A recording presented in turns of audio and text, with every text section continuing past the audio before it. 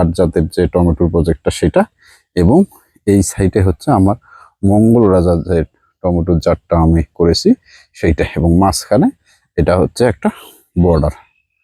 এটা হচ্ছে বর্ডারের একটা আইল ছিল, এই আইলটাকে আমরা হলো কাজে লাগাইছি যে এটাতেই আমরা লাউ দিয়ে দেবো, যে এই লাউটা। আসসালামু আলাইকুম। এটা যেটা দেখাচ্ছি সেটা হচ্ছে একটা লাউ গাছ। এইখানে যে হলো মাচাটা আছে, এই যে আমার বাড়ি আট জাতের যে টমেটোটা আমি করেছি এই যে নিচে, তার উপরে একটা এই যে মাছা দেয়া আছে, এই মাছায় এই লাউগুলো আমি তুলে দেব।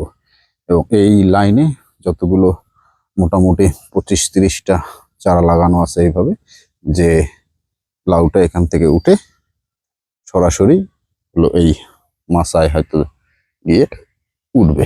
এই যে উপরে এই যে মাছা দেয়া আছে,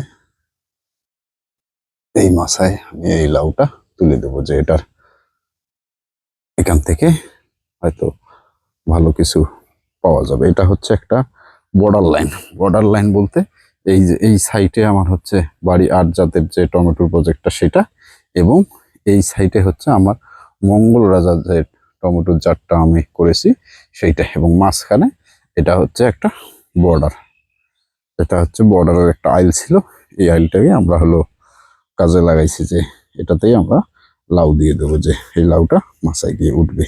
এখন এখান থেকে কি না হয় বা এটার পুরো আপডেট আমি আপনাদের সঙ্গে পরবর্তীতে শেয়ার করব।